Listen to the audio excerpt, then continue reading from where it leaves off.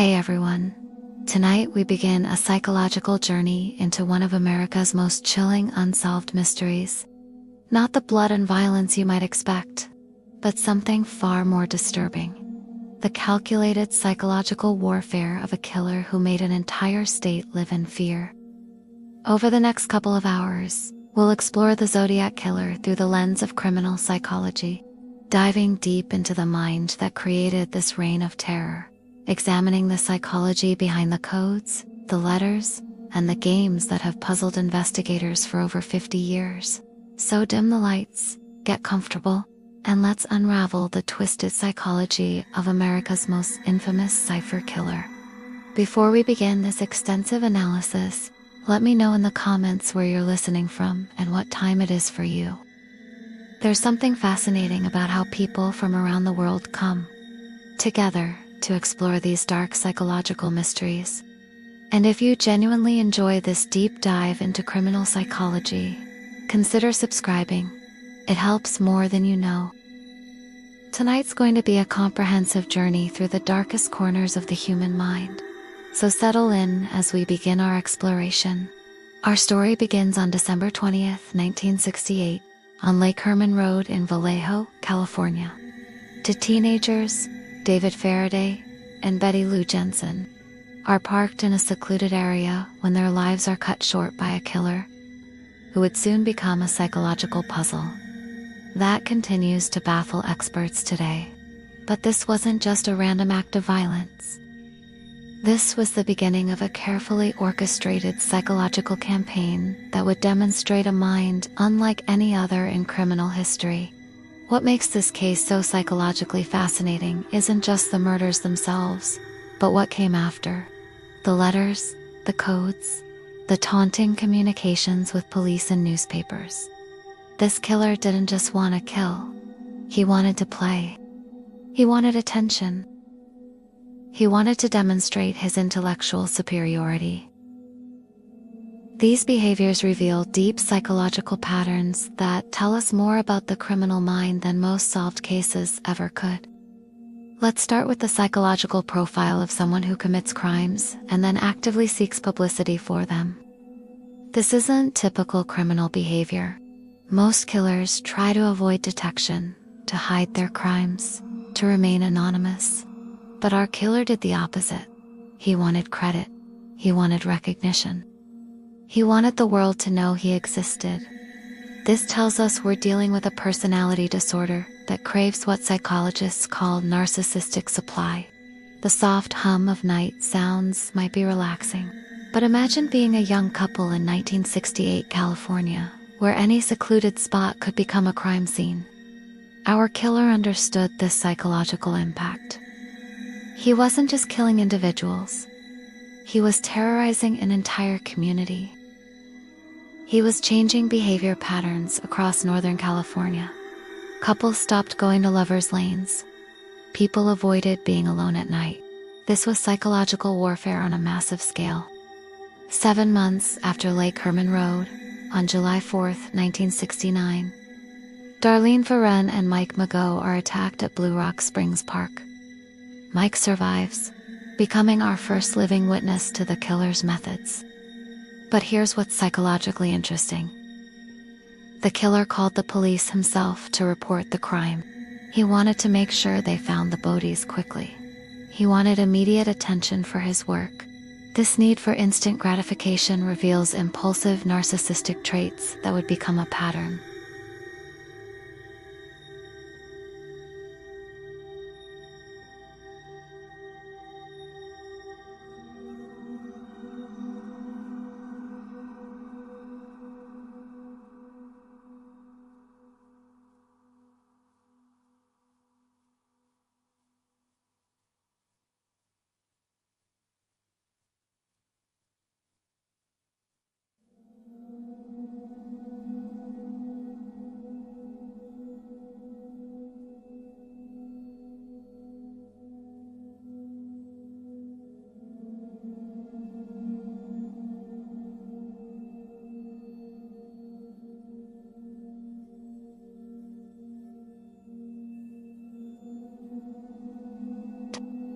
The caller spoke calmly, matter-of-factly, almost businesslike.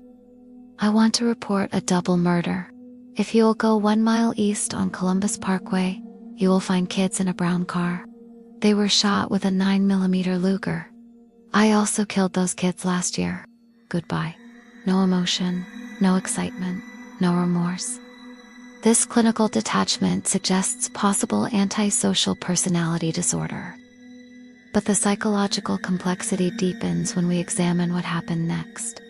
The decision to communicate through codes and ciphers. This wasn't just showing off intelligence. It was creating a game where he controlled the rules.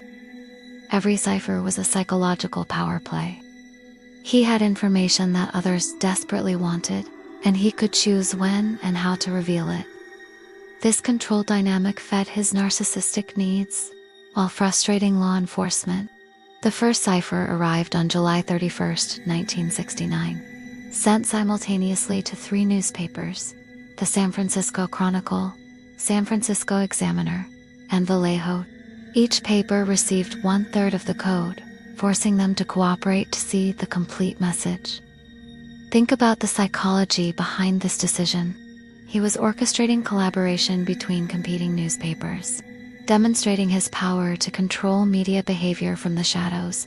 The cipher demanded front-page publication, threatening more killings if his demands weren't met.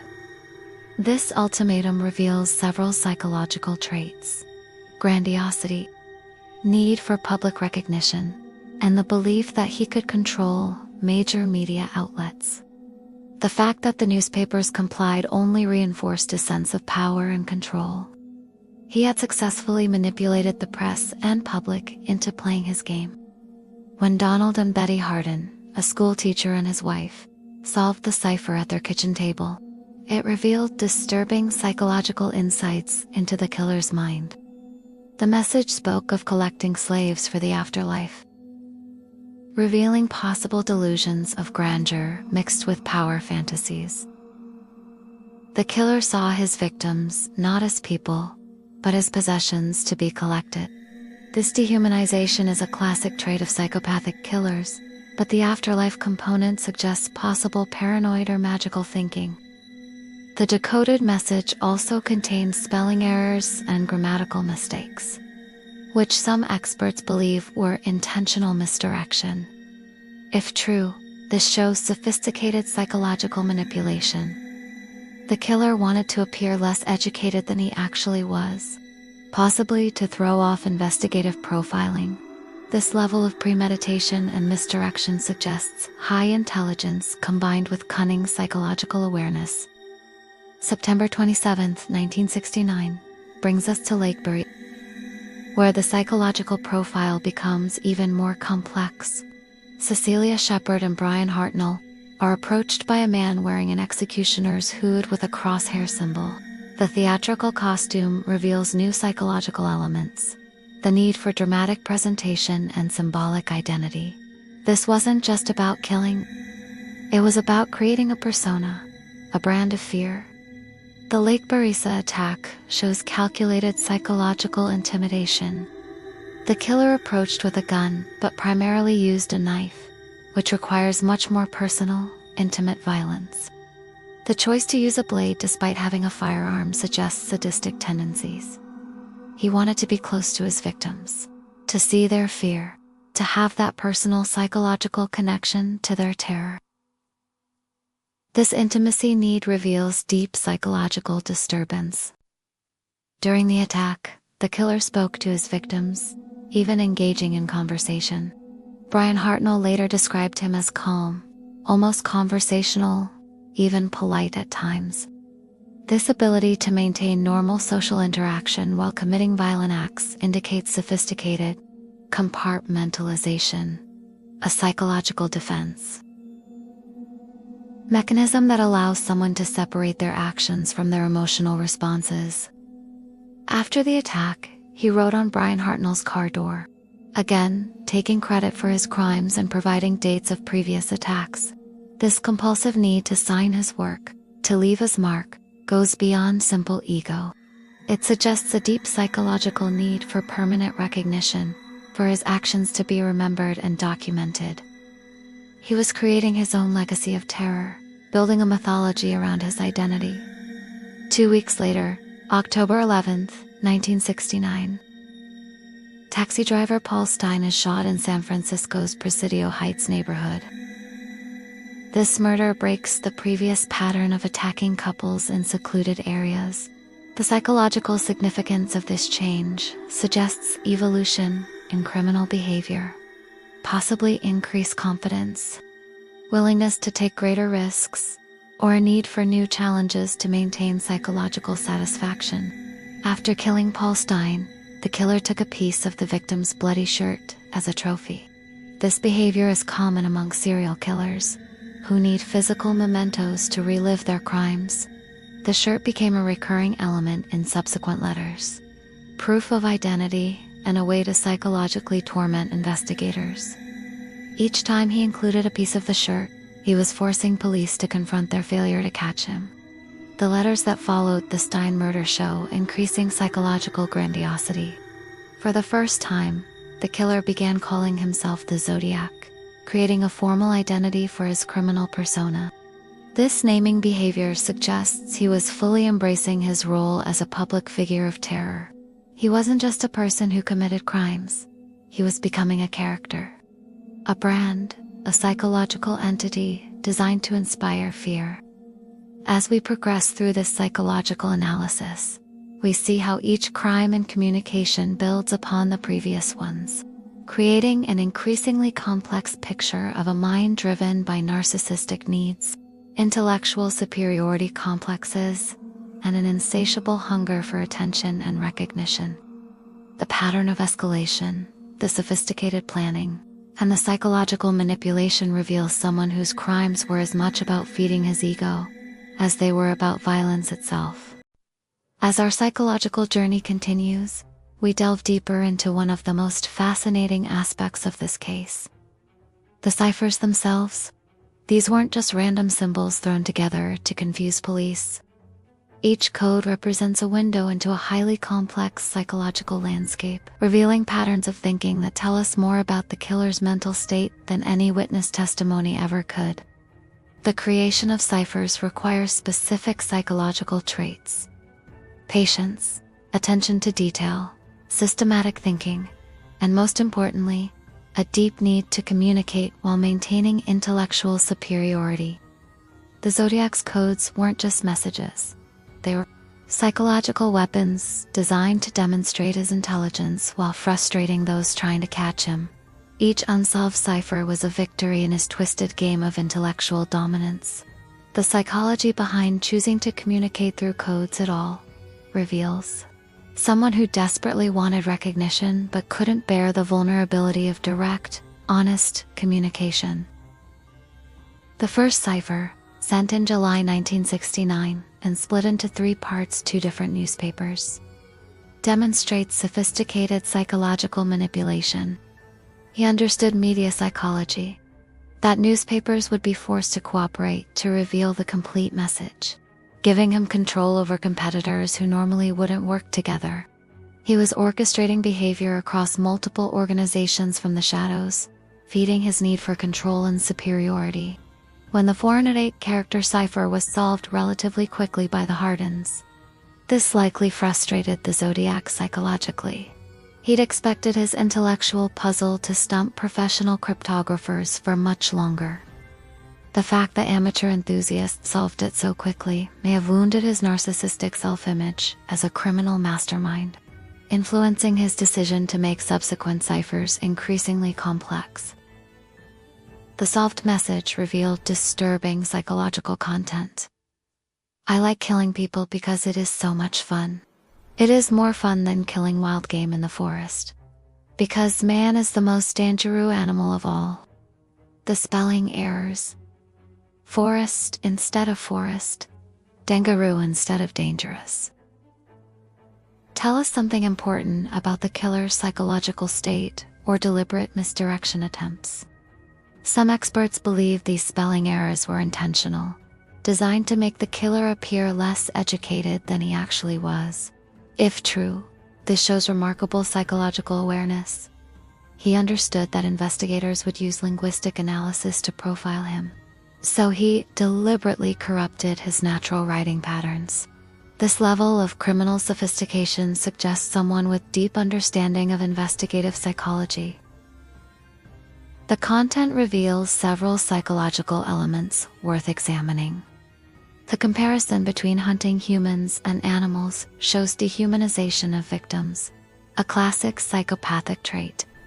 But the phrase "most dangerous animals" suggests he saw his crimes as a form of challenging sport, feeding his need for excitement and stimulation. This thrill-seeking behavior is common in antisocial personality disorders. The cipher continued with disturbing claims about collecting slaves for his afterlife paradise. From a psychological perspective, this reveals grandiose delusions mixed with power fantasies. The killer saw himself not just as taking lives, but as claiming ownership of souls. This godlike self-perception is characteristic of narcissistic personality disorder, taken to its most extreme manifestation.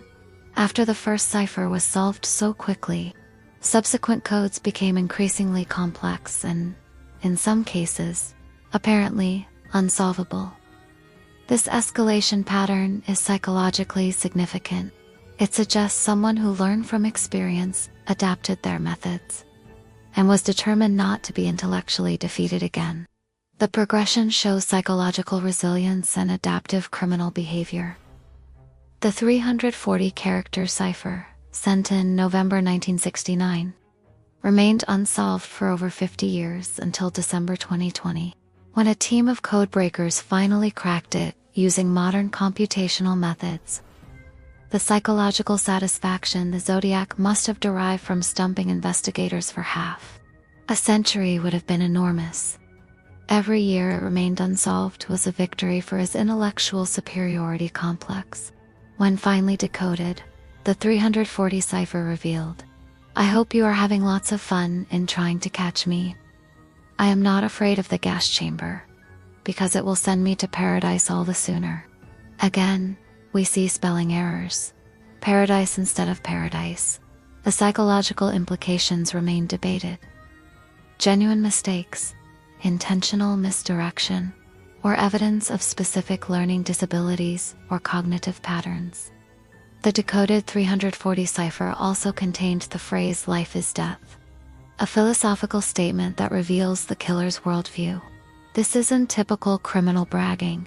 It's a deeper psychological revelation about how he perceived existence itself. Someone who sees life and death as equivalent has fundamentally different psychological processing than healthy individuals. The cipher creation process itself tells us about psychological patterns. Creating these codes would have required hours of careful work, planning, and testing. This isn't impulsive behavior. It's methodical, systematic, almost obsessive. The psychological profile suggests someone who could focus intensely on detailed tasks, possibly indicating obsessive-compulsive features mixed with other personality disorders. The Zodiac's choice of symbols for his ciphers is psychologically interesting. He used a mixture of letters, numbers, and unique symbols, some resembling astrological signs, others appearing to be his own creations. This eclectic mix suggests someone familiar with multiple symbol systems, possibly indicating interests in astrology, mathematics, or other symbolic languages. Some symbols appear to be unique creations, not borrowed from existing systems. The psychological act of creating new symbols reveals someone who saw himself as innovative, original, perhaps even artistic. This creative element suggests the killing and coding weren't just about violence or attention. They were forms of twisted soul. The geometric precision of many symbols suggests someone comfortable with mathematical or technical concepts. The symbols are carefully proportioned, consistently reproduced, and systematically organized. This attention to visual detail indicates possible professional or educational background in fields requiring precision engineering, drafting, mathematics, or technical illustration. The crosshair symbol, which became his signature, appears throughout communications. Psychologically, The symbol choice is revealing. It's associated with targeting, precision, military, or hunting contexts. The killer saw himself as a marksman, someone who precisely selects and eliminates targets. This self-image feeds into fantasies of control, skill, and superiority. The placement of the crosshair symbol serves multiple psychological functions. It's a signature claiming ownership, a threat reminding readers of violent capabilities, and a brand building recognition and fear. From a psychological perspective, this symbol became part of his identity. He wasn't just a person who killed. He was the Zodiac, represented by this carefully chosen emblem. The timing of cipher releases reveals psychological patterns.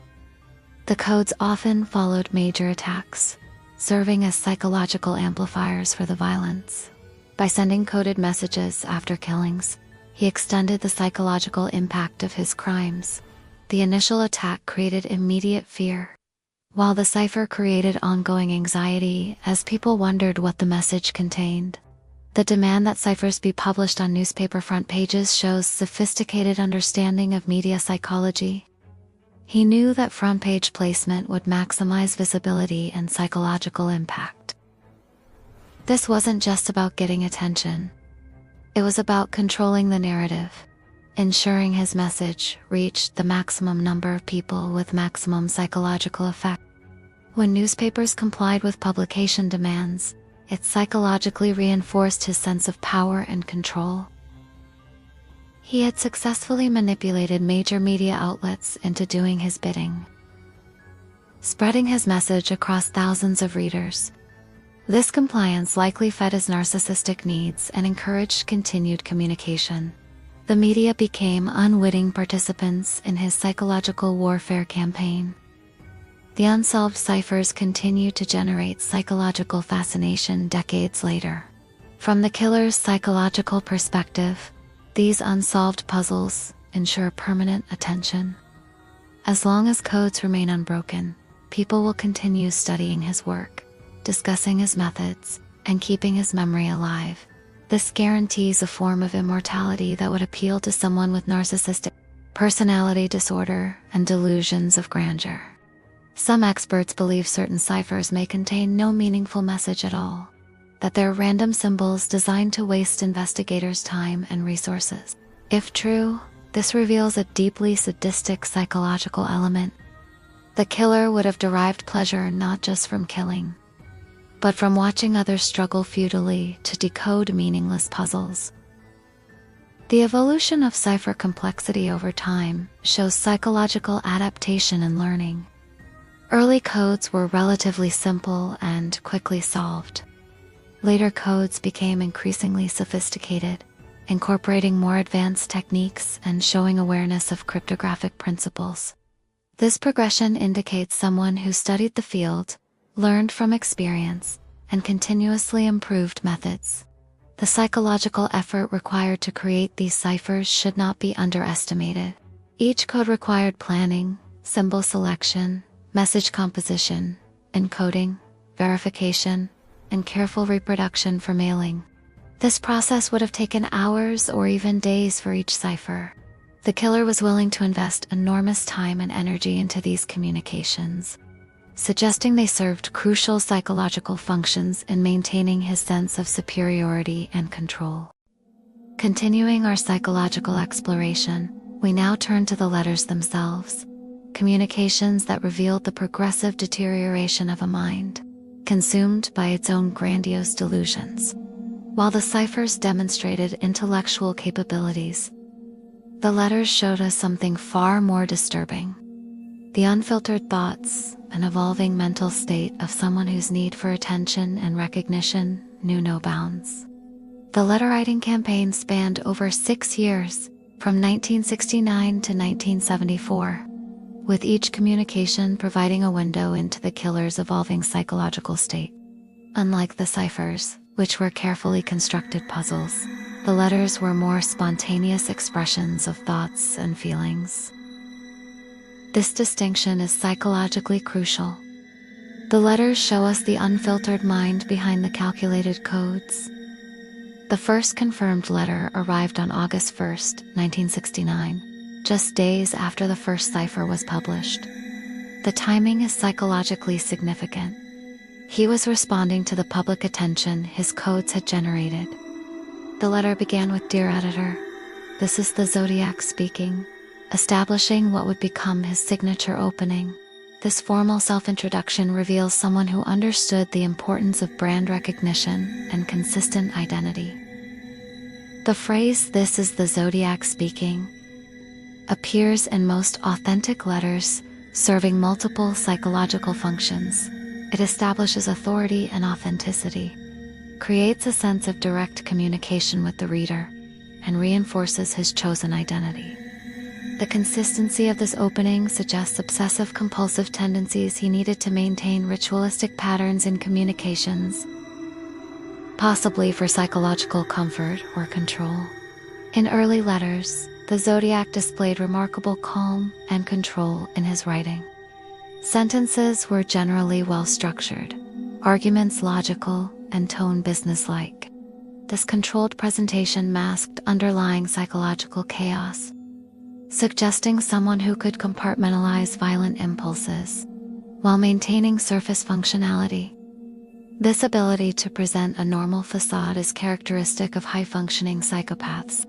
The content of early letters focused heavily on proving his identity as the killer. He provided details about crimes that only the perpetrator would know, included pieces of Paul Stein's bloody shirt, and referenced specific aspects of attacks. This compulsive need to prove identity reveals deep-seated insecurity. Despite his grandiose, he was terrified of not being taken seriously or believed. The use of Paul Stein's shirt fabric as proof serves multiple psychological functions beyond simple authentication. Each time he included a piece of the shirt, he was forcing recipients to handle physical evidence of his violence. This created a form of psychological contamination. Letter readers became unwilling participants in his crimes, handling material that had been touched by both killer and victim. The killer's choice of letter recipients reveals strategic psychological thinking. He targeted newspapers with large circulations, ensuring maximum exposure for his messages. But he also sent letters to specific individuals, attorneys, television personalities, and private citizens who had publicly discussed his case. This diversified approach shows he was carefully monitoring media coverage and selecting targets for maximum psychological impact. The letters often contained specific demands. "Publish my letter. Put it on the front page. Don't alter my spelling or punctuation." These demands reveal someone who needed to maintain absolute control over his public image and message. The psychological need for this level of control suggests underlying anxiety about being misrepresented or misunderstood. Despite outward confidence, when newspapers complied with publication demands, the Zodiac would sometimes follow up with letters, expressing satisfaction or criticism of how his message was presented.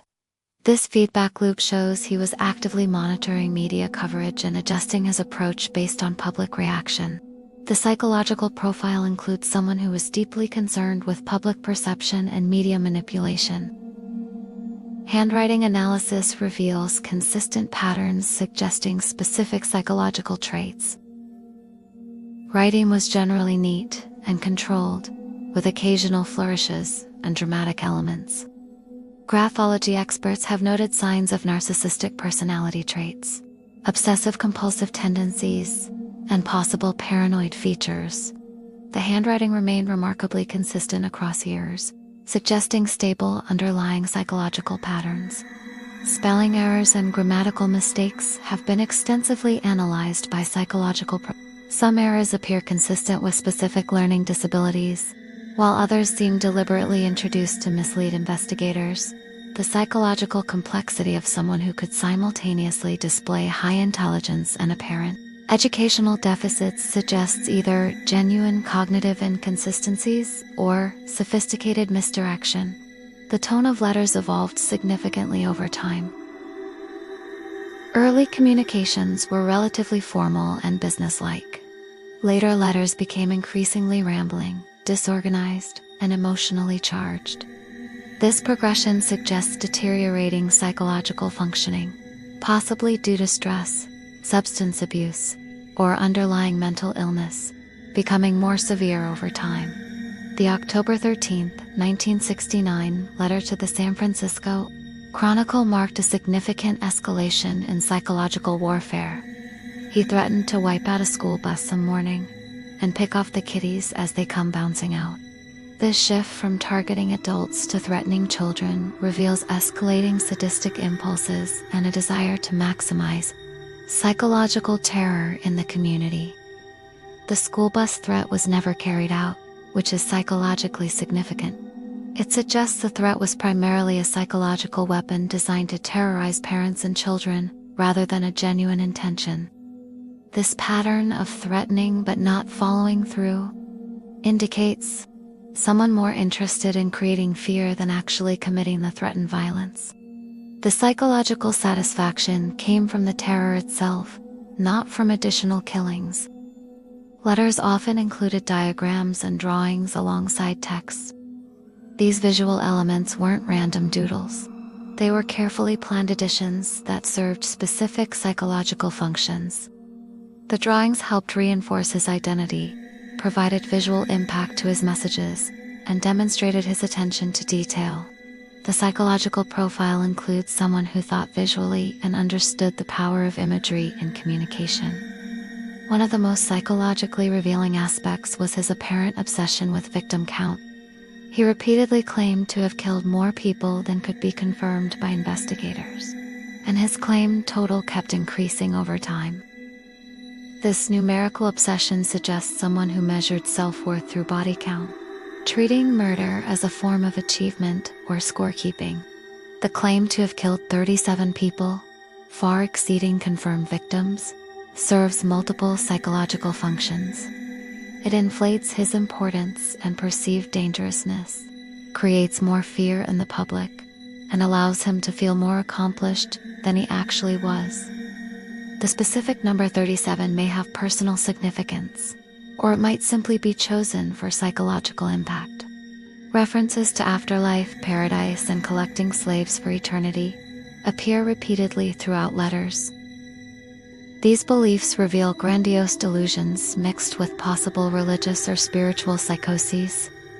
The psychological profile suggests someone who had developed elaborate fantasy systems to justify actions and maintain grandiose. These weren't casual references, but core beliefs that shaped his worldview. Letters often mocked police incompetence and investigative failures. This pattern serves multiple psychological functions. It maintains a sense of superiority, provides narcissistic supply through putting others down, and helps him feel in control of the investigation. The psychological need to demean others while elevating himself is classic narcissistic behavior, suggesting deep-seated insecurity masked by grandiose presentations. The November 8, 1969 letter included what became known as the Zodiac card, a greeting card with a dripping pen drawing and cryptic message. The choice to send a greeting card rather than a standard letter reveals psychological playfulness mixed with dark humor. This suggests someone who found amusement in his crimes and enjoyed the creative aspects of his communication campaign. The dripping pen drawing serves multiple symbolic functions. It resembles blood, reinforcing the violent nature of crimes. It also suggests tears or melting, possibly representing the suffering of victims or the dissolving of normal social boundaries. The psychological analysis suggests someone who thought in symbols and used visual metaphors to express complex psychological states. As we continue through the chronology of letters, we see an escalating pattern of psychological deterioration. The controlled menace of early communications gradually gives way to more chaotic rambling, revealing a mind under increasing pressure. This evolution from calculated manipulation to increasingly desperate attention-seeking provides crucial insights into how prolonged criminal activity and constant investigative pressure can affect even the most calculating criminal minds. Our psychological journey now takes us into the landscape of terror itself. where geography becomes a weapon and familiar places transform into hunting grounds. The Zodiac didn't choose his crime locations randomly. Each site was carefully selected to maximize psychological impact while minimizing risk of capture. Through environmental psychology, we can understand how this killer used the very geography of Northern California to amplify fear and establish psychological dominance over an entire region. Environmental psychology tells us that our relationship with physical spaces profoundly affects our mental state and behavior patterns. The Zodiac understood this instinctively, selecting locations that would create lasting psychological trauma, not just for immediate victims, but for entire communities. Each crime scene became a contaminated space in the collective consciousness, forever associated with fear and violence. Lake Herman Road, the site of the first confirmed attack, represents a perfect example of psychological location selection. This remote stretch of road in Vallejo was a popular lover's lane, a place associated with intimacy, privacy, and romantic connection. By choosing such a location, the killer contaminated one of humanity's most basic activities, the search for love and connection. The psychological impact extended far beyond the immediate victims. The concept of lovers' lanes holds special psychological significance in American culture. These secluded spots represent freedom, youth, and romantic possibility. When the Zodiac targeted Lake Herman Road, he wasn't just attacking two individuals. He was attacking the very idea that young people could safely find private moments together. This assault on romantic freedom created anxiety that spread throughout the teenage and young adult population. The geographical isolation of Lake Herman Road served the killer's psychological needs in multiple ways. It provided privacy for crimes, reduced the risk of intervention, and created a sense of helplessness in victims. But more importantly, the remote location meant that other couples using similar spots would now question their safety. Every secluded road, every quiet parking area became potentially dangerous in the public imagination. The second confirmed attack at Blue Rock Springs Park continued the pattern of targeting couples and cars, but with important geographical differences. Unlike the remote Lake Herman Road, Blue Rock Springs was closer to populated areas, suggesting the killer was becoming bolder and more confident. This escalation in risk-taking behavior indicates psychological progression in his criminal development. Blue Rock Springs Park was another location with romantic associations, a place where couples came to enjoy privacy and intimacy. By striking at a second lover's lane type location, the Zodiac was reinforcing his psychological message. Nowhere is safe for young couples seeking private moments. This pattern recognition would have created intense anxiety among the target demographic throughout the region. The geographical proximity of Lake Herman Road and Blue Rock Springs, both in the Vallejo area, suggests that the killer had intimate knowledge of this region.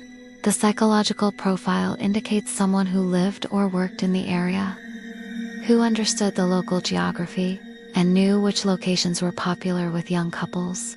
This familiarity allowed him to predict victim behavior and select optimal hunting grounds. The timing of both early attacks, late evening hours, when couples would naturally seek privacy, shows psychological understanding of human behavioral patterns. The killer knew when his intended victims would be most vulnerable and least likely to have witnesses nearby. This behavioral prediction ability suggests someone who had studied human patterns, possibly through personal observation or professional experience. The Lake Berryessa attack marked a significant geographical expansion of territory. Located in Napa County, this crime scene was approximately 40 miles from the Vallejo attacks, indicating the killer was willing and able to travel significant distances for his crimes. This geographical expansion suggests access to reliable transportation and detailed knowledge of the broader Northern California region. Lake Berryessa itself represents a different type of psychological location selection. Unlike the roadside attacks, This was a recreational area where people came for outdoor activities, picnicking, hiking, enjoying nature. By attacking in this setting, the Zodiac was contaminating another category of safe space, natural recreational areas where people came to relax and connect with the outdoors. The specific location within Lake Berryessa, a secluded peninsula where Cecilia Shepard and Brian Hartnell had spread their picnic blanket. The killer's ability to identify vulnerable targets in exposed settings. The psychology of attacking victims in broad daylight in an open area indicates extreme confidence and suggests the killer felt completely in control of the situation. The geographical isolation of the attack site at Lake Berry, combined with the killer's use of an executioner's costume, created a theatrical crime scene that would maximize psychological impact. The open setting meant victims could see their attacker approaching from a distance, increasing their terror. The killer was orchestrating not just murder, but a psychological performance designed to create maximum fear. The Paul Stine murder in San Francisco's Presidio Heights neighborhood represented a dramatic geographical shift in pattern. Moving from remote areas to an urban setting indicated significant psychological This wasn't just about changing locations. It was about escalating risk and demonstrating that he could operate successfully in any environment. Presidio Heights was an upscale residential neighborhood, far removed from the lovers' lanes and recreational areas of previous attacks. The psychological significance of this location choice cannot be overstated. The killer was demonstrating that even affluent urban areas weren't safe, that his reach extended into the heart of sophisticated city life. This geographical expansion multiplied the fear factor across different demographic groups. The choice to kill a taxi driver rather than continue targeting couples represents important psychological evolution. Taxi drivers operate throughout urban areas, serving all neighborhoods and demographic groups. By targeting Paul Stine, the Zodiac was sending a message that service workers, people who help others get safely from place to place, were also vulnerable. This attack contaminated the very infrastructure of urban safety. The geographical boldness of the Presidio Heights attack, occurring on a residential street with nearby witnesses, indicates the killer had reached a new level of psychological confidence. The willingness to operate in such an exposed urban environment suggests either growing recklessness or supreme confidence in his ability to evade capture. This escalation pattern is psychologically significant in understanding his mental state. The fact that multiple witnesses saw the Zodiac leaving the Stine crime scene, yet he still escaped, would have provided enormous psychological satisfaction.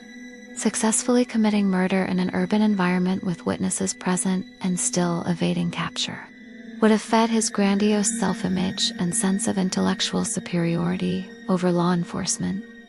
The geographical distribution of confirmed attacks, Napa County and San Francisco, creates a triangle covering much of the Northern California Bay Area. This pattern suggests someone with extensive knowledge of the region's geography, road systems, and population patterns. The psychological profile includes someone who either lived in the area for extended periods or whose work required extensive travel throughout the region. The psychological impact of the geographical range cannot be overstated. By striking in multiple counties and jurisdictions, he created a sense of ubiquity, that he could appear anywhere, anytime. This geographical unpredictability maximized fear, because potential victims couldn't identify specific areas to avoid. The entire Northern California region became psychologically contaminated with fear. The jurisdictional complications created by the geographical range served as psychological purposes perfectly. Different counties and police departments had to coordinate investigations, share information, and work together. Processes that are often slow and complicated.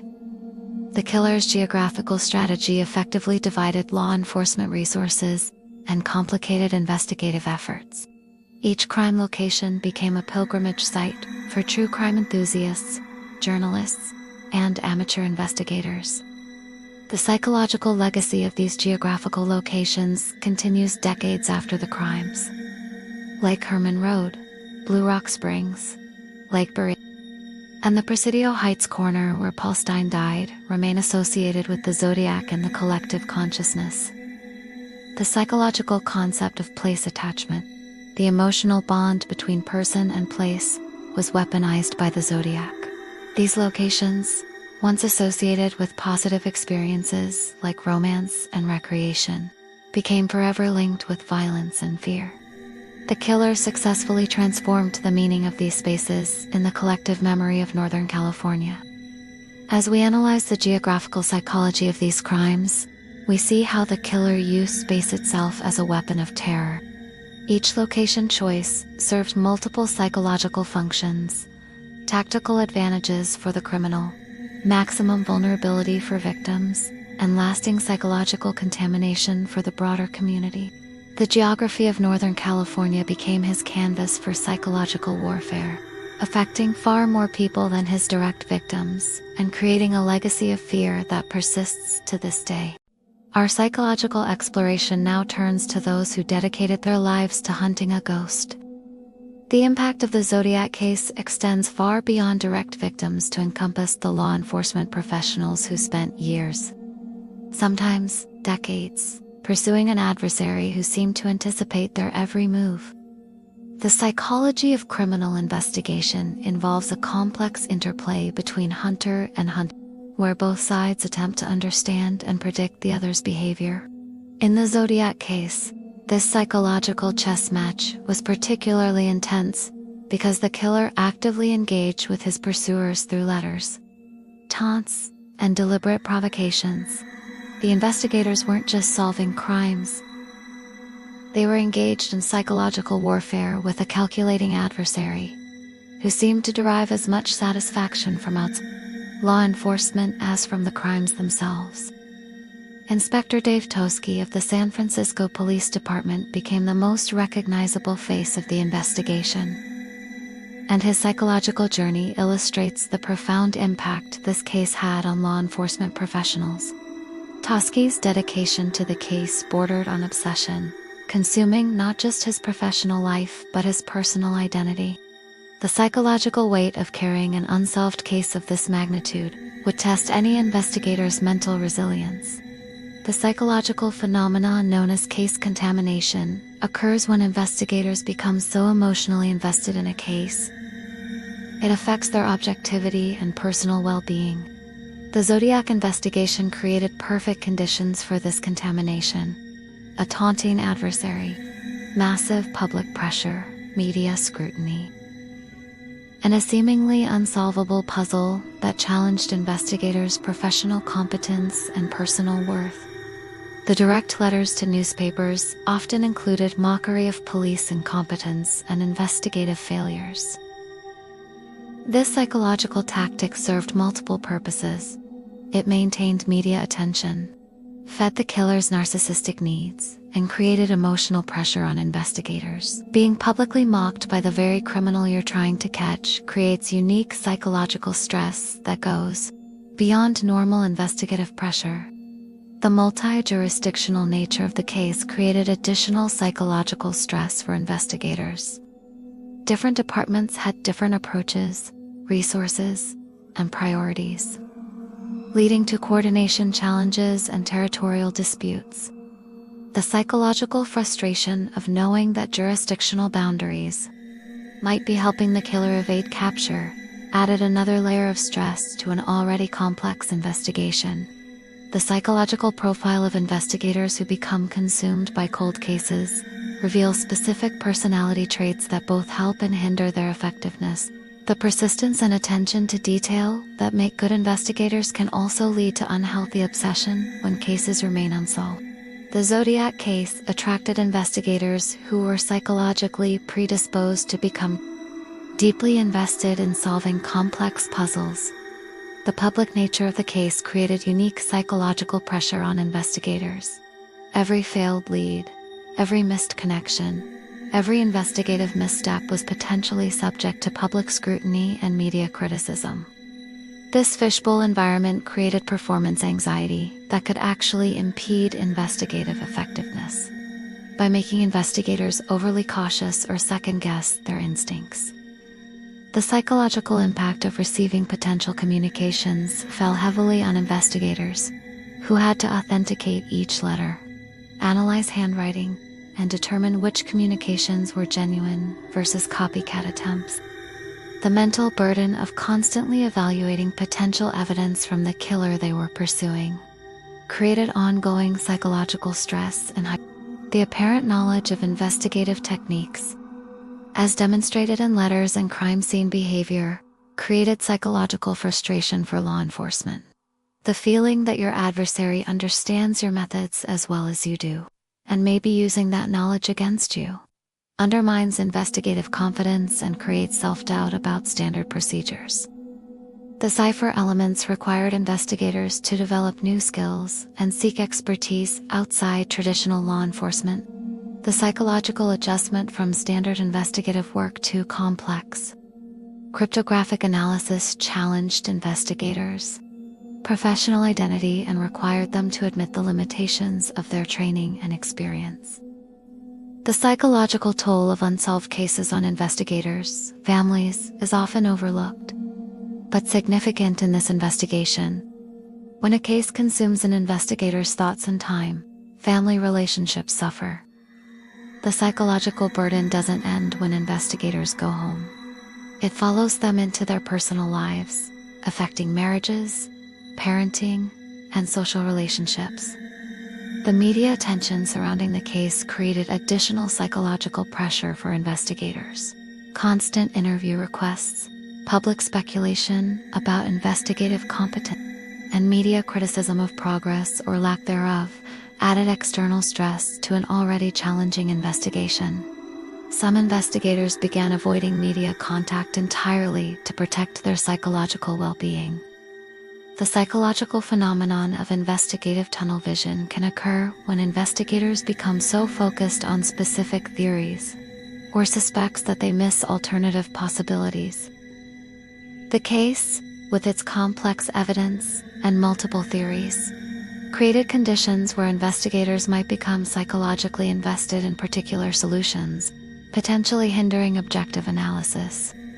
The retirement and career transitions of investigators who worked the case often involved significant psychological adjustment, leaving an unsolved case behind, particularly one that had become central to their professional identity, created feelings of failure and unfinished business that could affect post-career mental health and life satisfaction. The psychological impact of false confessions and bogus suspects cannot be underestimated. Investigators had to evaluate hundreds of potential suspects and confessions, each requiring psychological assessment and investigation.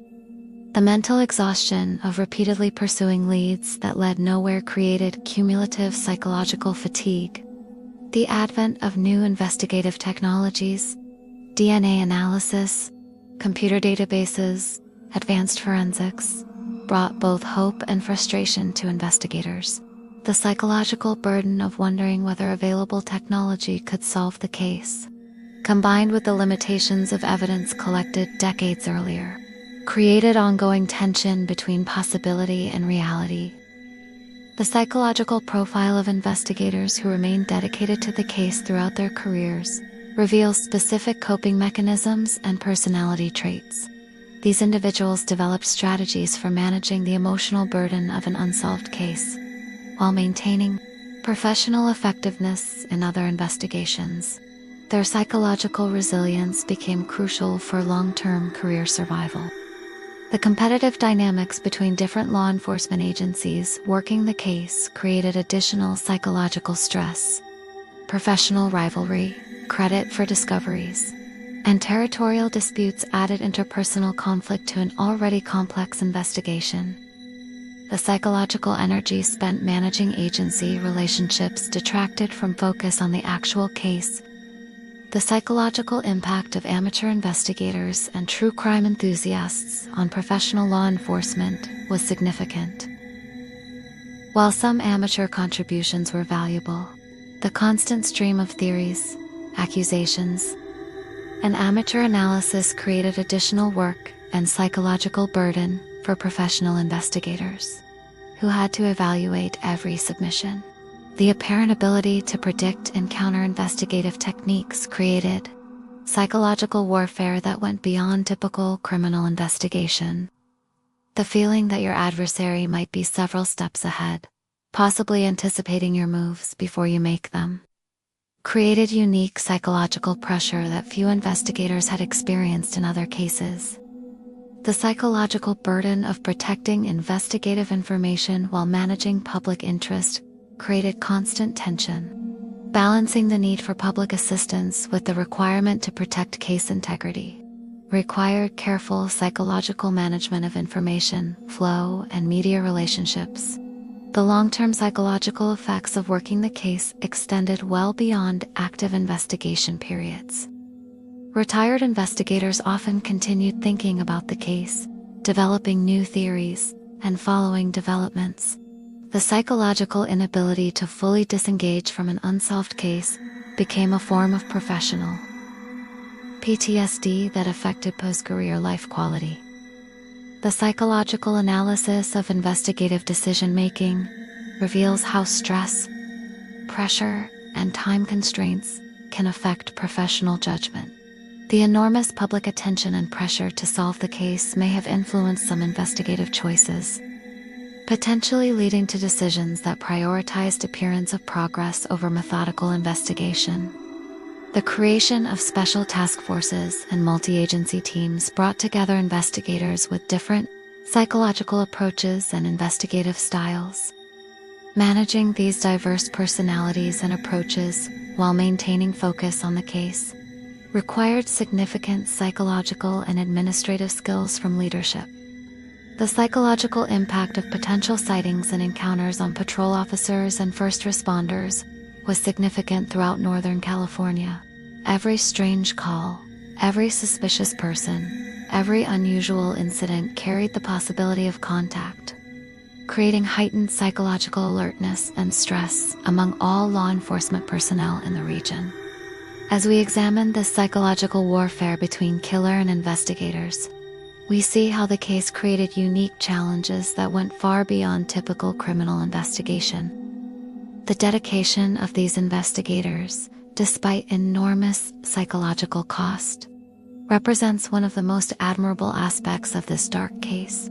Their struggle to understand and capture an adversary who seemed to exist in the shadows of their own minds provides crucial insights into the psychology of both criminal and investigator, hunter and hunted. As our psychological journey continues to deepen, we enter the realm of criminal profiling and behavioral analysis, the science of understanding the mind through its actions. The Zodiac case became a proving ground for early psychological profiling techniques, challenging assumptions about criminal behavior and forcing experts to develop new approaches to understanding killers who don't fit established patterns. The emergence of criminal profiling as a formal discipline coincided with the active period of the Zodiac Killer, making this case one of the earliest applications of psychological analysis to serial crime investigation. The complex behavioral patterns, sophisticated communication methods, and apparent psychological awareness displayed by the killer created unique challenges for early attempting to develop systematic approaches to criminal psychology. The traditional psychological profiling model assumes that criminal behavior reflects underlying personality traits and mental states that can be systematically analyzed. However, the Zodiac's apparent ability to control and manipulate his behavioral presentation challenged these assumptions. His crimes showed careful planning and emotional control, while his communications revealed different psychological elements, creating a fragmented picture that resisted standard profiling approaches. Dr. Donald Lund, a psychiatrist at Stanford University, was among the first psychological experts to analyze the case. His early assessments suggested paranoid schizophrenia with delusions of grandeur, based on the killer's communications about collecting slaves for the afterlife, and his apparent belief in his own cosmic significance. This diagnosis influenced early investigative approaches and suspect evaluation criteria.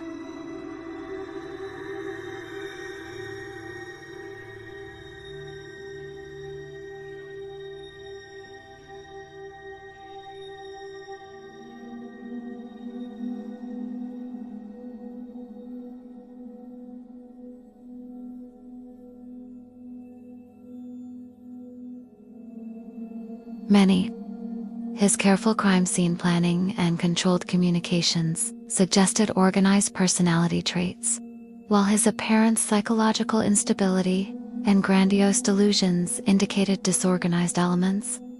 This mixture challenged the binary classification systems used in early profiling. The concept of criminal sophistication in psychological profiling was significantly influenced by this case. The apparent knowledge of investigative techniques, understanding of media psychology, and ability to maintain operational security suggested higher intelligence and possibly professional training. This challenged assumptions about the intellectual capabilities of serial killers and influenced profiling approaches for educated or professionally trained criminals.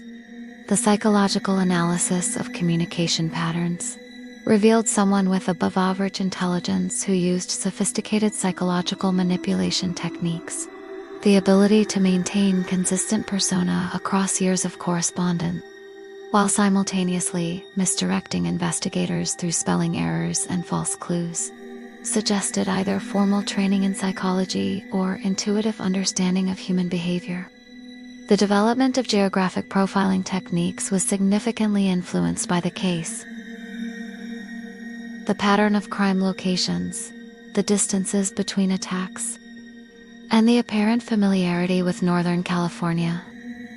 Geography provided early examples of how spatial analyses could inform psychological profiles.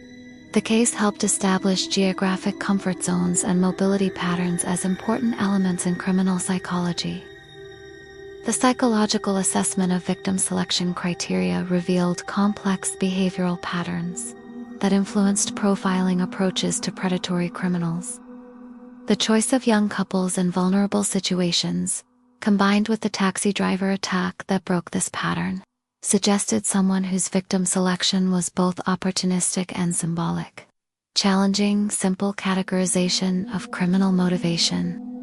The analysis of escalation patterns provided insights into how criminal psychology can evolve over time. The progression from simple attacks to elaborate communications, from remote locations to urban environments, and from confirmed killings to unsubstantiated claims, suggested psychological changes that influenced how profilers assess criminal development and predict future behavior. The psychological significance of cipher creation challenged traditional assumptions about criminal behavior and intellectual capabilities. Most serial killers don't display the patience and systematic thinking required for complex code creation. This aspect of the case influenced profiling approaches for criminals who demonstrate unusual intellectual abilities or specialized skills. The behavioral analysis of the apparent cessation of communications after 1974 provided insights into criminal psychology patterns of withdrawal and disengagement. Psychological theories suggested possible explanations: death, incarceration, psychological burnout, or satisfaction with achieved notoriety. This analysis influenced how profilers assess inactive periods in serial criminal cases. The psychological profiling of attention-seeking behavior in criminal contexts was significantly advanced by the case. The elaborate communication campaign, media manipulation, and apparent monitoring of public reaction provided clear examples of how narcissistic personality disorders can drive criminal behavior. This influenced profiling approaches for criminals who seek publicity and recognition. The assessment of psychological control and emotional regulation challenged assumptions about criminal impulsivity, the ability to maintain calm during crimes, create elaborate communications, and apparently resist the urge to contact media for extended periods suggested psychological self-control that contradicted typical serial killer profiles emphasizing emotional The psychological analysis of apparent knowledge of law enforcement procedures influenced profiling approaches for criminals with possible institutional experience. The understanding of jurisdictional boundaries, evidence collection methods, and investigative techniques suggested either professional background in law enforcement, military service, or extensive study of criminal investigation methods. The development of psycholinguistic analysis techniques was significantly influenced by the extensive written communications. The analysis of word choices, sentence structures, spelling patterns, and grammatical constructions provided early examples of how linguistic analysis could contribute to psychological profiling and possibly narrow suspect pools based on educational and regional background. The psychological assessment of apparent compartmentalization abilities influenced profiling approaches for criminals who maintain normal social functioning while committing violent crimes. The presumed ability to live a conventional life while conducting an elaborate criminal campaign challenged assumptions about the social isolation typically associated with serial killers. The behavioral analysis of risk-taking patterns provided insights into criminal psychology and decision-making processes. The escalation from remote locations to urban environment, from unknown victims to high-profile communications, suggested someone whose psychological needs required increasing stimulation and recognition, influencing profiling approaches for escalating criminal behavior. The psychological profiling of apparent technological and symbolic interests influenced approaches to analyzing criminals with specialized knowledge or hobbies. The use of astrological symbols, mathematical concepts, and cryptographic techniques suggested someone with diverse intellectual interests that might be reflected in their conventional life or professional activities. The assessment of paranoid features in the psychology was complicated by the apparently realistic understanding of investigative threats and surveillance possibilities. The challenge of distinguishing between rational caution and paranoid thinking in a criminal who is actually being pursued influenced profiling approaches for assessing paranoid personality features in active criminals. The psychological analysis of apparent artistic and creative elements influence profiling approaches for criminals who display aesthetic interests. The symbol creation, visual presentation of communications, and theatrical crime scene elements suggested someone with artistic inclinations that might be reflected in their conventional activities or professional background. The development of threat assessment techniques was significantly influenced by the pattern of making threats that weren't carried out. The psychological analysis of school bus threats, promises of future killings, and warnings of escalated violence provided early examples of how to assess the credibility and psychological function of criminal threats. The behavioral analysis of apparent media sophistication influenced profiling approaches for criminals. Demonstrate advanced understanding of public relations and mass communication. The strategic use of newspapers, understanding of front-page placement psychology, and apparent monitoring of media coverage suggested someone with possible professional experience in communications or marketing. The psychological assessment of apparent immune response to typical investigative pressure influenced profiling approaches for resistant criminals. The continued communications despite intense investigation, apparent comfort with public attention, and sustained criminal activity under pressure suggested psychological traits that enabled function effectively despite law enforcement focus. The analysis of obsessive-compulsive features and behavior influenced profiling approaches for criminals who display ritualistic or systematic behavior patterns. The consistent symbol usage, repetitive communication elements, and apparent need for precise presentation suggested psychological traits that might be reflected in other aspects of life and behavior. As we conclude this examination of how the case influenced criminal psychology and behavioral analysis, we see how this complex criminal challenged existing profiling assumptions and contributed to the development of more sophisticated analytical approaches. The unique combination of traits, behaviors, and capabilities provided crucial insights that advanced the field of criminal psychology and influenced how modern profilers assess complex criminals. This understanding becomes essential as we turn our attention to the broader community impact and the ripple effects of psychological terror. Our psychological exploration now expands beyond the individual mind of the killer to examine how terror spreads like ripples across the surface of a pond. The Zodiac's psychological impact extended far beyond his confirmed victims to encompass entire communities, changing how people lived, loved, and moved through their daily lives. This broader psychological transformation of Northern California society demonstrates how the actions of one individual can alter the behavioral patterns of hundreds of thousands of people. Community psychology teaches us that traumatic events create collective responses that can persist for generations. The Zodiac case represents a perfect example of how individual criminal acts can trigger widespread social change, altering everything from dating patterns to parenting decisions. The psychological transformation wasn't limited to direct exposure. It spread through media coverage, word of mouth, and shared cultural anxiety. The targeting of young couples in cars created immediate and lasting changes to romantic behavior patterns throughout Northern California. Lovers' lanes that had been popular for decades suddenly became deserted.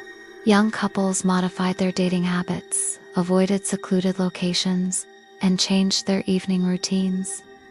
The psychological impact on courtship and intimate relationship development was profound and long-lasting. Parents throughout the region experienced heightened anxiety about their teenagers' safety, particularly regarding dating and evening activities. The psychological burden of worry affected family dynamics, with many parents implementing stricter curfews, demanding detailed itineraries, and expressing anxiety that had previously been unnecessary. The killer had successfully weaponized parental fear, extending his psychological reach into thousands of households.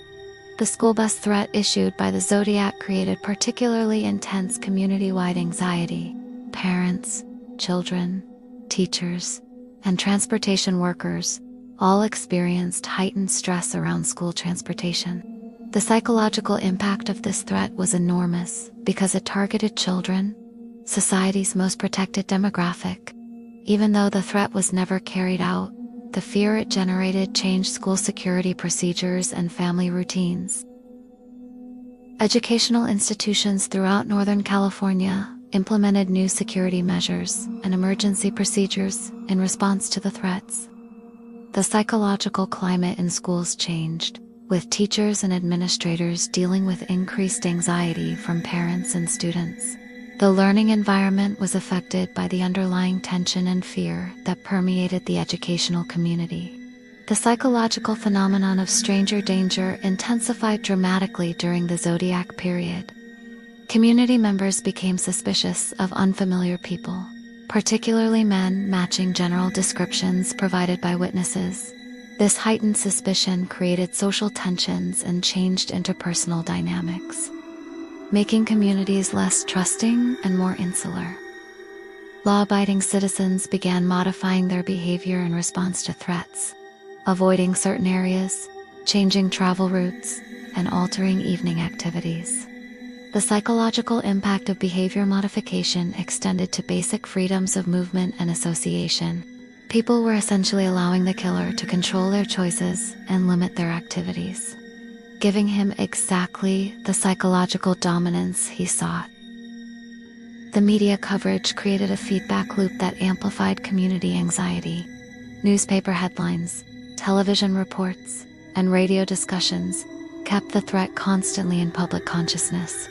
The psychological saturation of media coverage ensured that even people not directly affected by the crimes remained aware of the ongoing danger, creating region-wide anxiety. Local businesses in affected areas experienced economic impacts as people avoided certain locations and activities. Restaurants, movie theaters, and entertainment venues in secluded areas saw decreased patronage. The psychological association between specific locations and danger created lasting economic effects that persisted even after the threat had passed. The psychological impact on women was particularly significant as they faced increased restrictions on their movement and activities. Social expectations about women's safety intensified, with families and partners implementing additional protective measures. The killer had successfully weaponized gender-based safety concerns, limiting women's freedom and independence through fear. Community solidarity emerged as one positive psychological response to the threat. Neighbors became more watchful, people checked on each other more frequently, and community organizations increased security awareness. The shared threat created stronger social bonds and cooperative behaviors that might not have existed otherwise. The psychological burden on emergency responders and public safety workers was enormous during the active period. Police officers, paramedics, and other first responders dealt with increased call volumes, heightened public anxiety, and the pressure of potentially encountering the killer. The stress of being constantly alert for a highly dangerous suspect affected the mental health of public safety personnel. Gun sales and home security purchases increased dramatically in Northern California during the period. The psychological need for protection and self-defense drove consumer behavior, with people investing in security measures they had never previously considered necessary. This militarization of civilian life represented a significant psychological shift in community attitudes toward personal safety. The psychological impact on the taxi industry was particularly severe following the Paul Stein murder. Drivers experienced increased fear about picking up unknown passengers, working evening shifts, and operating in certain areas. The targeting of a service worker created anxiety throughout professions that involved public contact and vulnerable working conditions. Recreational activities throughout Northern California changed significantly during the period.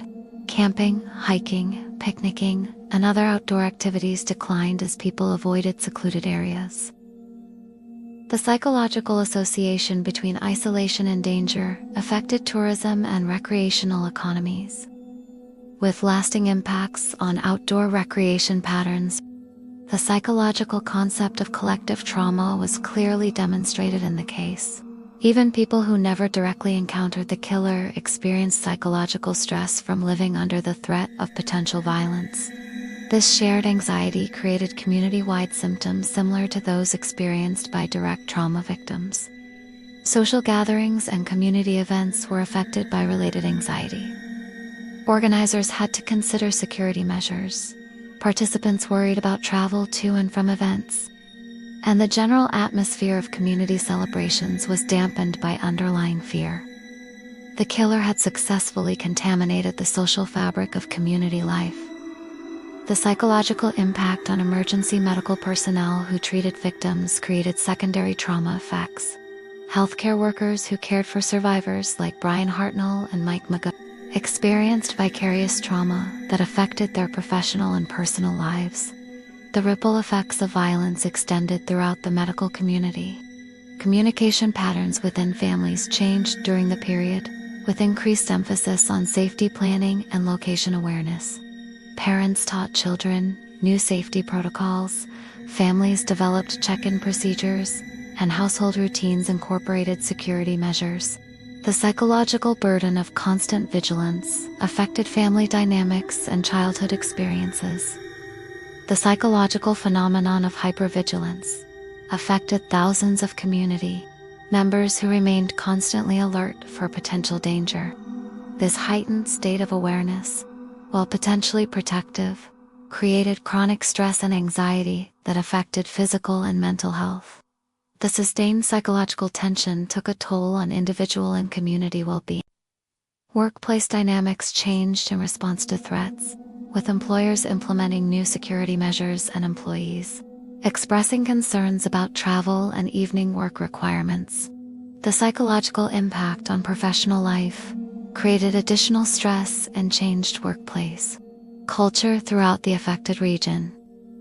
The psychological development of children growing up during the period was significantly affected by the atmosphere of fear and heightened security measures. Young people experienced restricted freedoms, increased parental anxiety, and exposure to community-wide stress that shaped their understanding of safety and social relationships. Religious and spiritual communities experienced increased attendance and participation as people sought comfort and meaning in the face of inexplicable violence. The psychological need for spiritual support and community connection intensified during periods of threat. Changing religious participation patterns and spiritual practices.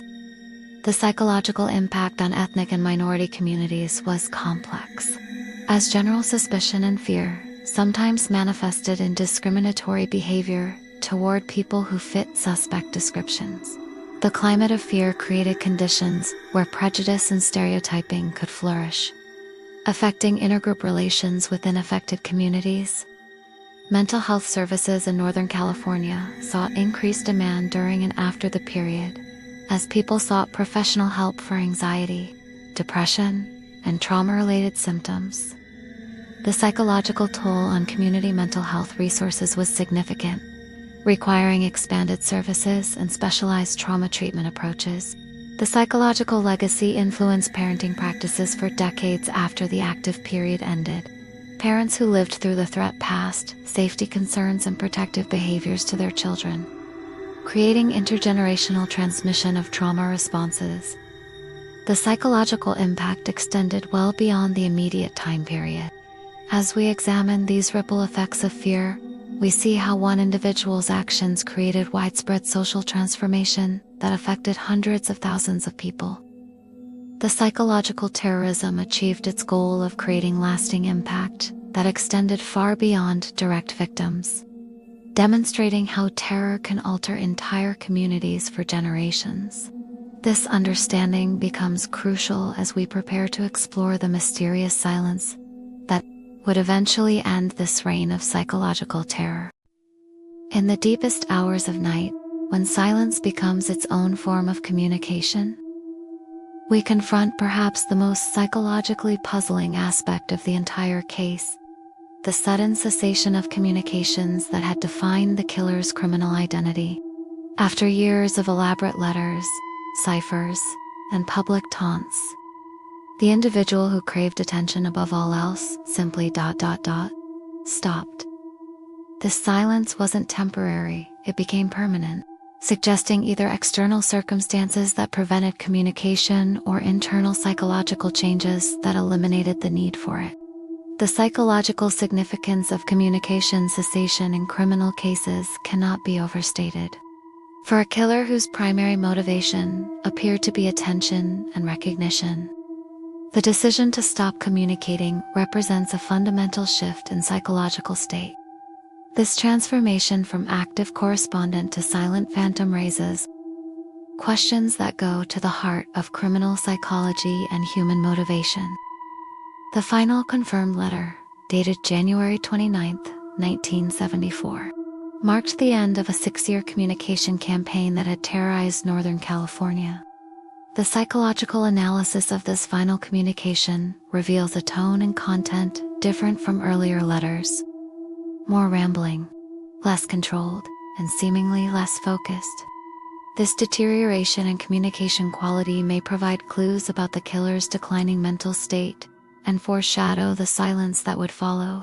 Psychological theory suggests several possible explanations for why serial criminals stop communicating: death, incarceration for other crimes, psychological burnout, satisfaction with achieved goals, or development of mental illness that prevents continued communication. Each possibility offers different insights into the psychological state and the factors that might have ended the campaign. The theory of death as the explanation for communication cessation is psychologically straightforward but significant. If the Zodiac died in the mid-1970s, it would explain both the end of letters and the end of attacks. The psychological profile suggests someone whose entire criminal identity was built around communication. Death would be the only permanent barrier to continued contact with media and investigators. Incarceration for unrelated crimes represents another psychologically plausible explanation for the silence. Many serial criminals are caught for other offenses before their primary crimes are solved. The psychological challenge of maintaining the Zodiac persona while imprisoned for other crimes might have made continued communication too risky or psychologically difficult to sustain. The concept of psychological burnout in criminal communication is particularly relevant to this case. Maintaining an elaborate false persona for years requires enormous psychological energy.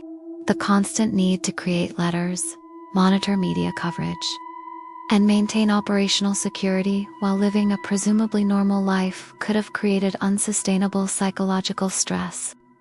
The psychological phenomenon of narcissistic collapse might explain the communication cessation. If the attention-seeking needs were no longer being met by communications, if media coverage decreased or public interest waned, he might have experienced the psychological devastation that occurs when narcissistic supply is withdrawn. This collapse could have ended his motivation to continue. The theory that he achieves psychological satisfaction with his accomplished goals is intriguing. If his primary motivation was establishing lasting notoriety and demonstrating intellectual superiority, he may have concluded by 1974 that these goals were accomplished. The psychological profile of someone who could simply stop when satisfied suggests remarkable self-control and goal-oriented thinking. The possibility of developing mental illness that prevented continued communication deserves psychological consideration. Conditions like dementia, severe depression, or psychotic disorders could have impaired the cognitive abilities required for his elaborate communication campaign. The deterioration in his final letters might support this theory of declining mental function. The psychological analysis of communication patterns leading up to the silence reveals interesting trends. The frequency of letters had already begun declining in the early 1970s, and the quality of communications showed signs of deterioration. This gradual withdrawal pattern suggests psychological changes occurring over time rather than sudden external circumstances. The concept of criminal retirement is psychologically complex, but possible in this case. Some criminals voluntarily withdraw from criminal activity when it no longer serves their psychological needs. If the primary motivation was attention and intellectual challenge, he might have simply lost interest when these needs were no longer met by criminal activities. The psychological theory of life stage transition suggests that major life changes, marriage, career advancement, parenthood, health issues, can alter criminal behavior patterns. If he experienced significant life changes in the mid-1970s, these transitions might have shifted psychological priorities and ended the need for criminal attention seeking. The possibility that increased investigative pressure finally deterred. Continued. Communication deserves psychological analysis. While he had previously thrived under pressure, the cumulative stress of years of investigation might have eventually overcome the psychological need for attention. The survival instinct might have finally overpowered the attention-seeking drive. The psychological impact of aging on criminal behavior is significant in long-term cases. Research shows that criminal activity often decreases with age due to reduced energy, changed priorities, and different psychological needs. If he was in his 30s or 40s during the active period, aging into his 40s or 50s might have naturally reduced criminal impulses.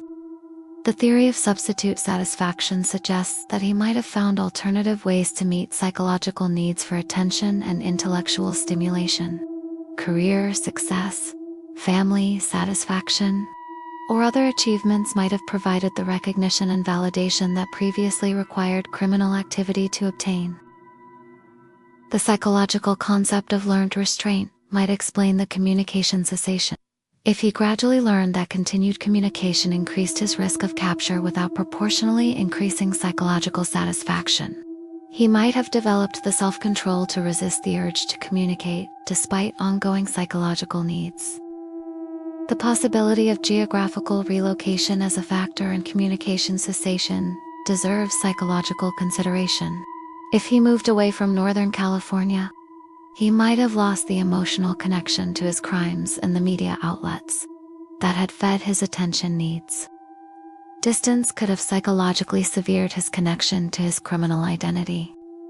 The psychological analysis of mission completion suggests that he might have accomplished whatever personal goals motivated his crimes.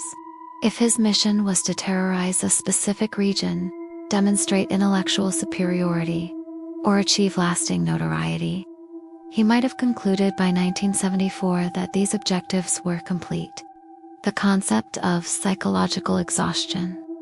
From maintaining dual identities, normal citizen and notorious killer, could explain the communication cessation. The mental energy required to compartmentalize these conflicting identities over years might have become psychologically unsustainable, forcing a choice between identities. The theory of fear escalation suggests that he might have gradually developed increasing fear of capture that eventually overpowered attention-seeking needs. While early communications showed confidence, the psychological pressure of years of investigation might have eventually created anxiety that prevented continued communication. The psychological phenomenon of interest transfer might explain the silence.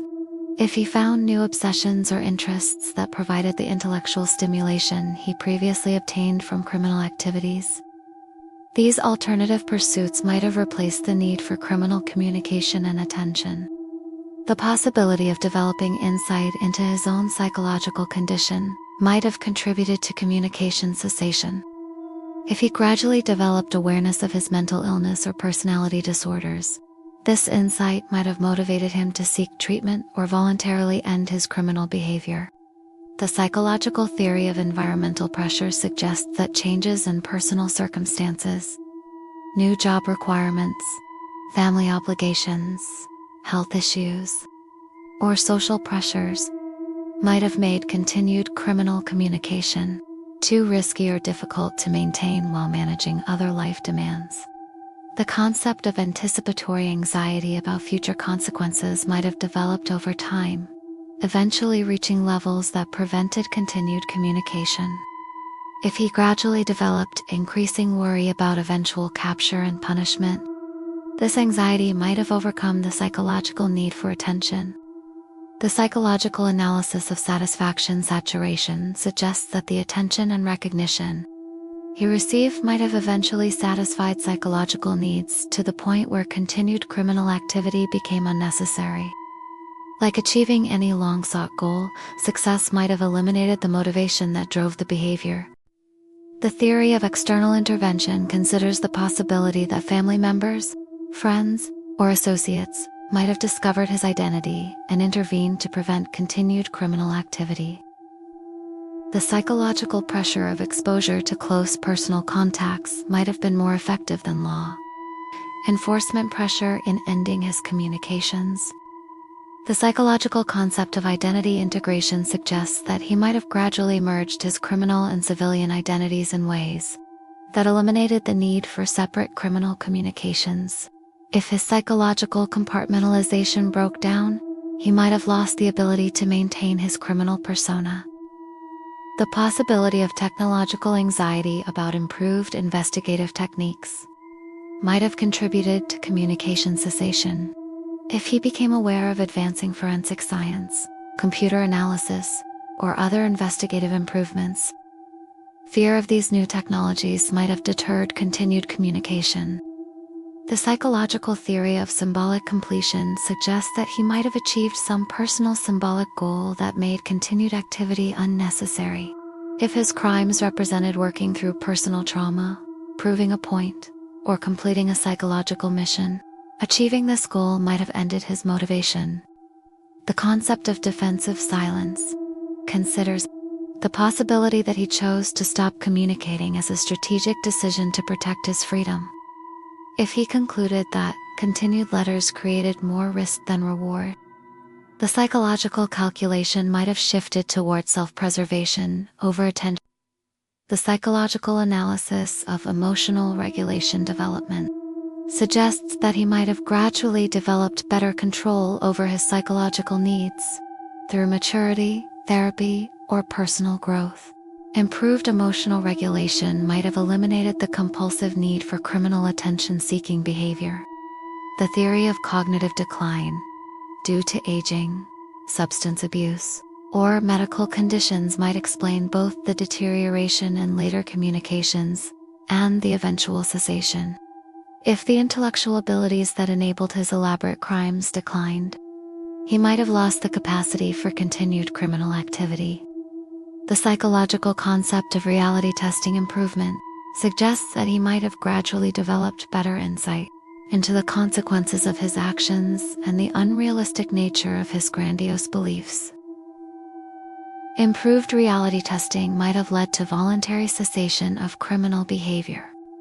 The possibility of relationship influence considers how significant personal relationships, romantic partnerships, friendships, or family connections might have provided the emotional satisfaction that previously required criminal activity to obtain.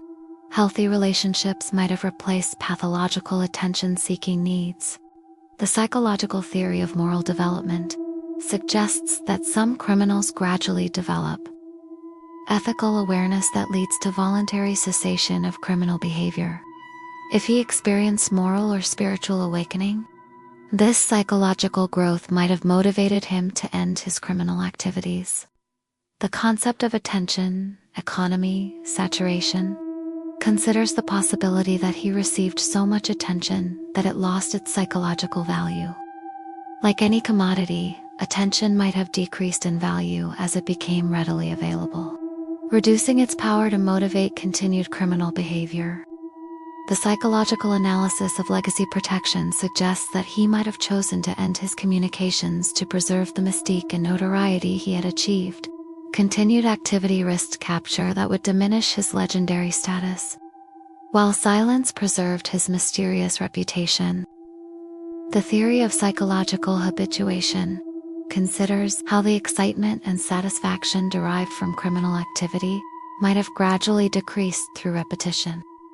If he experienced a reduced psychological reward from his activities, the motivation for continued criminal behavior might have naturally diminished. As we examine these various psychological theories for the silence, we see how multiple factors might have contributed to the cessation of communications that defined his criminal identity, whether through death, incarceration, psychological burnout, achieved satisfaction, or personal transformation. The silence represents a fundamental shift that ended one of history's most elaborate criminal communication campaigns. The psychological mystery of why he stopped may be as revealing as understanding why he started. The transformation from active correspondent to silent phantom demonstrates how criminal psychology can evolve, how motivations can change, and how even the most calculating criminal minds can reach points of psychological resolution or collapse. The silence becomes all the more profound when we consider the lasting impact his communications had achieved. By the time the letters stopped, he had successfully implanted himself into the collective consciousness of not just Northern California, but the entire nation. The psychological goals that had driven his elaborate campaign, attention, notoriety, intellectual superiority, and lasting impact, had been thoroughly achieved.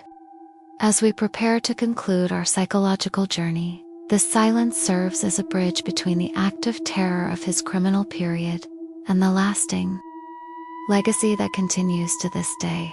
The end of communication marked not the end of his psychological impact, but its transformation into something more permanent and enduring than any letter or cipher could have achieved.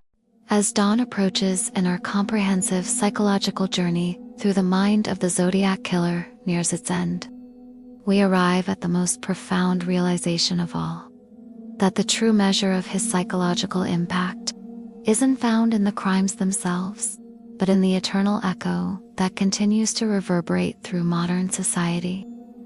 The psychological warfare he waged didn't end with his silence. It transformed into something far more enduring and influential than even his grandiose mind could have imagined. The Zodiac case fundamentally changed how law enforcement approaches serial crime investigation. The psychological insights gained from his communication patterns, geographical strategies, and behavioral evolution influenced the development of modern criminal profiling, multi-jurisdictional cooperation protocols, and media management strategies that are still used today in complex criminal investigations. His case became a template for understanding how intelligent criminals think, plan, and adapt. The psychological legacy of his media manipulation tactics can be seen in how modern criminals attempt to use social media, internet platforms, and digital communication to achieve similar attention-seeking goals. His template of combining violence with intellectual puzzles and media engagement has been copied by subsequent criminals seeking similar notoriety and psychological satisfaction. The blueprint he created for transforming criminal activity into media phenomenon continues to influence criminal behavior decades after his silence. Modern psychological research into narcissistic personality disorders, attention-seeking behavior, and criminal communication patterns frequently references the Zodiac case as a prime example of how these psychological conditions can manifest in criminal behavior. His case provides crucial insights into the relationship between personality disorders and violent crime that continue to inform clinical practice and criminal psychology. The detailed documentation of his psychological evolution over years provides researchers with a rare longitudinal study of criminal psychology in action. The development of threat assessment protocols in schools, workplaces, and public venues was significantly influenced by his communication tactics and threat patterns. The psychological analysis of his threats, which ones were carried out, versus which were used purely for intimidation, helped establish criteria for evaluating the credibility and danger level of similar threats. His manipulation of fear through communication became a case study in psychological terrorism. His use of codes and ciphers influenced modern understanding of how criminals might use encryption and coded communication to evade detection while maintaining contact with media or followers. The psychological analysis of his cipher creation process provides insights into criminal thinking patterns and problem approaches that remain relevant to contemporary investigations involving technological sophistication.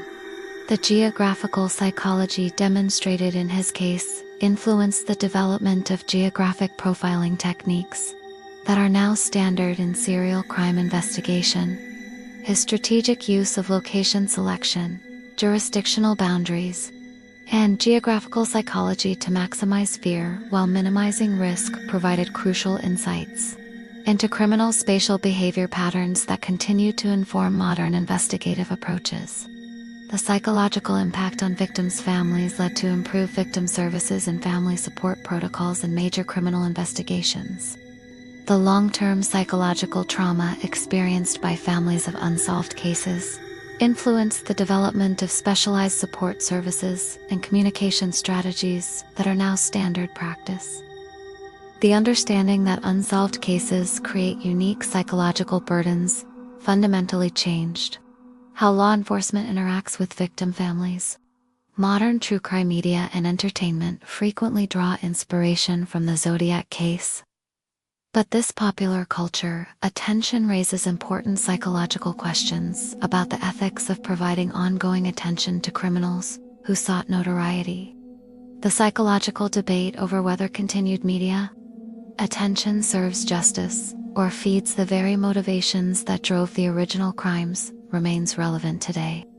As this case continues to generate books, movies, documentaries, and online discussions, the psychological analysis of investigative obsession and its impact on law enforcement professionals, demonstrated clearly in the Zodiac case, led to improved mental health support services and rotation policies for investigators working long-term complex cases. The psychological toll on dedicated investigators influenced modern approaches to case management and officer wellness. recognizing that the pursuit of certain criminals can exact devastating psychological costs on those who dedicate their careers to catching them. His apparent technological sophistication and adaptability influenced modern understanding of how criminals might use advancing technology for both criminal purposes and counters. The psychological profile of a criminal who understands and adapts to technological change remains relevant as digital technology continues to evolve, providing insights into how intelligent criminals might exploit new technologies. The community psychology research spawned by the Zodiac case contributed to modern understanding of how terrorism and mass violence affect social behavior patterns. The psychological mechanisms by which fear spreads through communities and alters behavior are now better understood, influencing emergency response and community resilience planning. His case provided a real-world laboratory for studying the psychology of collective trauma and social adaptation to threat. The psychological study of cold case investigations was significantly advanced by his case.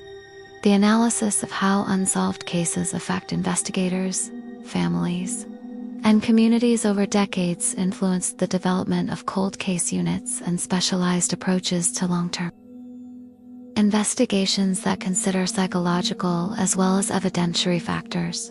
The understanding that some cases become psychological burdens that transcend normal investigative timelines changed how law enforcement approaches long-term unsolved crimes. Modern research into the psychology of online communities and amateur investigation was pioneered by the groups that formed around the Zodiac case.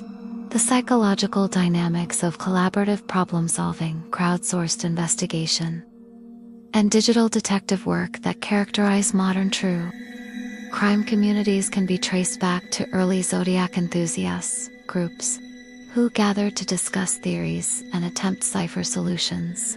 The psychological analysis of criminal communication authenticity, developed through decades of evaluating potential Zodiac letters, established protocols now used to assess communications from other criminals. The psychological markers that distinguish genuine criminal communications from hoaxes or copycats are now well understood investigative tools that have applications far beyond the original case.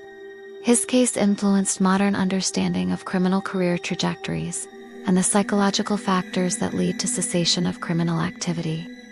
His apparent voluntary withdrawal from criminal communication provided insights into the psychological mechanisms that might lead serial criminals to stop their activities, influencing how investigators approach cases where criminal activity suddenly ceases. The psychological impact of unsolved cases on public consciousness, demonstrated powerfully in the Zodiac case, influenced how law enforcement manages public information and expectations in ongoing investigations. The balance between public assistance and media management is now better understood through psychological analysis of how his case became a media phenomenon that both helped and hindered the investigation. Modern criminal psychology training frequently uses the Zodiac case as a teaching example, because it demonstrates so many different psychological principles and criminal behavior patterns in a single case.